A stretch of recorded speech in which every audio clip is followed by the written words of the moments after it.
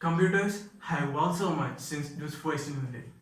From typing codes to talking to a voice assistant, we have come a long way. The key around which the computers have evolved is simplicity. And Windows, as far as software is concerned, has been the best in keeping it simple. Hi guys, my name is Nitin and I'm going to take you on the journey of the legacy of Windows. I'll be reviewing all generations of Windows from 1 to 10. So with no further ado, let's get started. To all those who raise their eyebrows, this is not Windows 1.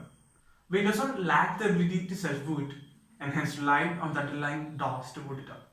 We have so much less code through. It was basically a graphical shell for the underlying DOS. It could minimize Windows, but could not overlap it. One thing Microsoft was entirely proud of was its inbuilt game reversing. It featured an AI opponent which is considered much ahead of its time. You have pretty basic file manager and you don't have true icons. Its successor, Windows 2, consisted mainly of visual improvements. It could finally overlap Windows, but that's pretty much it. Windows 3 was the first to gain significant development and commercial traction. It finally had true icons and has moved to its own program and file manager. Back in the early versions of Windows, you could just change the color of your desktop. Now, you could add basic tile images as well.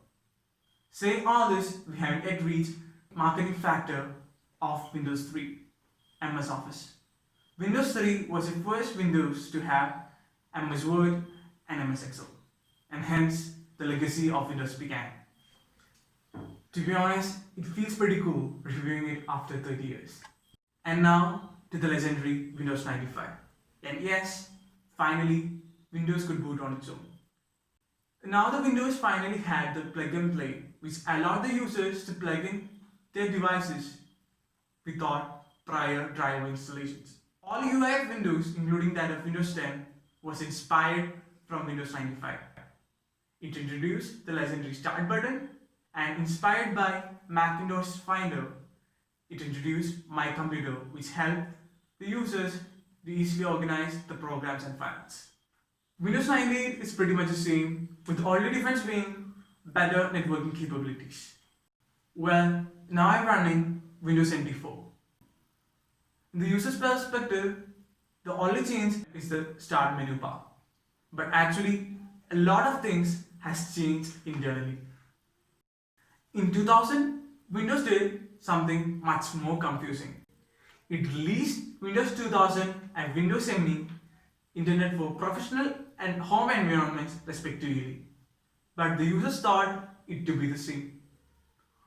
Windows 2000 worked just fine, but Windows ME was crippled with bugs, forcing the users to revert back to Windows 95. It was not until Windows XP that Microsoft finally gave up on MS-DOS. Upon its release, Windows XP received much greater critical acclaim, with critics noting increased performance and stability, much in comparison with Windows ME. It had a much better UI, improved hardware support, and expanded multimedia capabilities. It was in XP that Windows finally introduced its product activation system. Windows kept itself silent for the next 6 years before it made the next big announcement, Windows Vista. Vista had a better UI called Aero, which became famous with Windows 7. Vista needed higher system requirements than the systems then could offer. The long boot time degraded the user experience, making the users revert back to Windows XP. Windows 7 has been the most popular OS to date. Microsoft Era UI has been made better, and its increased performance was considered a great improvement over Vista.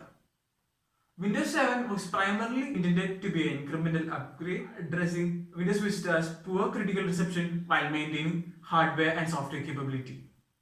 A new interface called the Action Center was added, which allowed the users to see the overview of system security and maintenance. Most users decided not to switch from Windows 7 to Windows 8 because there was no Start button. Windows 8 was a really good OS which added the support of Windows 3.0, advanced format drives, near-field communications, and cloud computing. It also had an inbuilt antivirus system. Well, the users could not get used to the Metro UI. Microsoft this time gave too much consideration for the touchscreen devices, leaving the larger normal PC users an absurd interface. Inspired from Play Store, Microsoft on Windows introduced the Microsoft Store, which is a one-step stop for all the apps and games you could probably run on Windows. Learning its lesson from Windows 8, Windows 10, the latest ever OS by Microsoft, revised its interface both for touch and mouse-oriented devices. Its Start menu now incorporates the tiles from Windows 7 and Windows 8. Windows 10 also introduced the Microsoft Edge web browser and a virtual desktop system, which is pretty much useful when you have unrelated tasks to do, and a Siri-inspired voice assistant Cortana. Well, now that you've seen the whole 10 generations of Windows, what are your thoughts? Let me know in the comments below. And if you like the video, please do sub and subscribe.